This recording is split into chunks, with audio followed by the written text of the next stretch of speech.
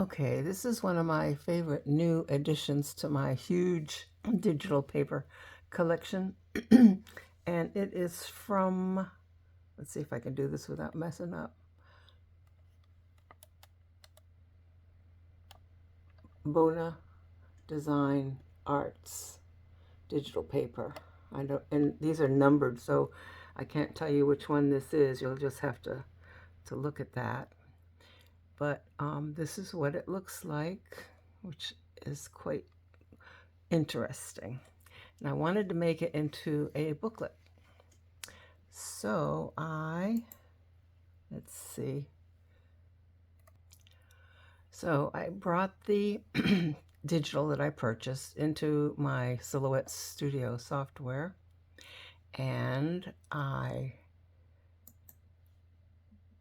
this is what I had. It was a square that would have fit right there.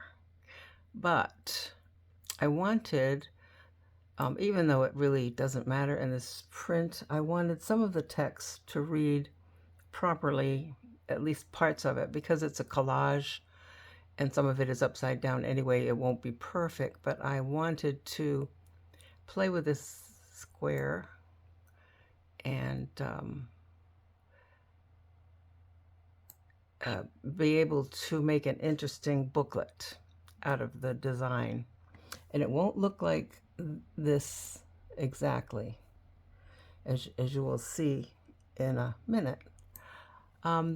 First thing I did was bring it in, and then I discovered if I get the nodes on this thing like this, I could make it bigger, but I didn't want it to be that big.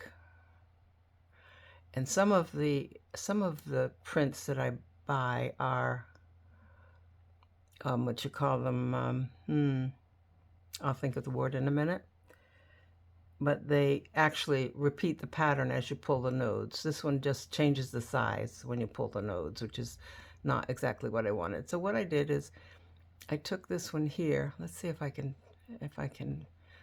replicate what I did. Let's see, this is all one now, so I'll go up here and ungroup it so that I can see what I did. So I took pieces and parts like so. And then I think, is that ungrouped? Yeah, that's all ungrouped, and that's all ungrouped. So what I did was took the part, split this square in half like so, and then flip this half so that it would read in the opposite direction. At least this text down here and this text down here. Obviously, these are going to be sideways no matter what. So that's kind of what I did. And let's get it all back to shape. And the second thing I did was ignore the white line because it won't print. At least I don't think it will.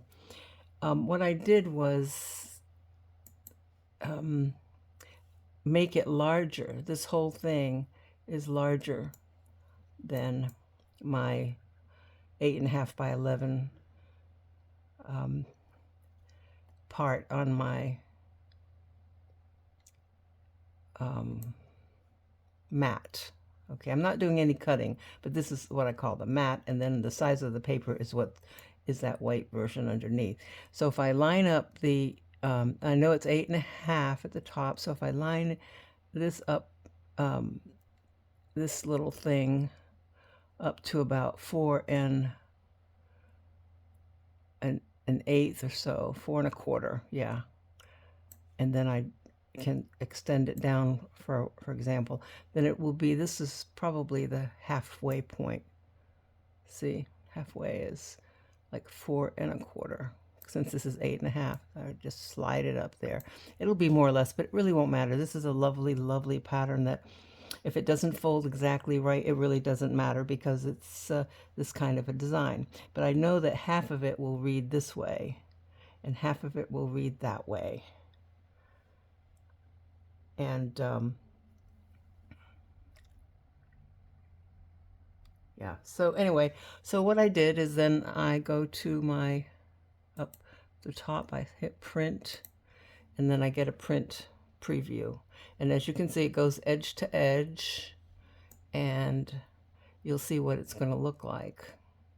So this part here is half of it. This is part here is the other half. I rotated this half to face in this direction, and I kept this one in this direction. So this text here reads more or less like that text there. So just thought it would be interesting.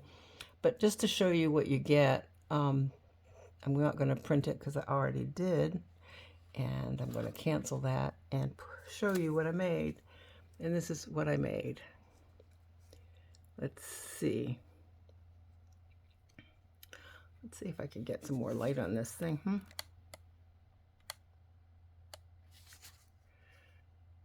Yeah, this is the booklet. And it's all from the same one piece of paper. And look at how pretty it turned out.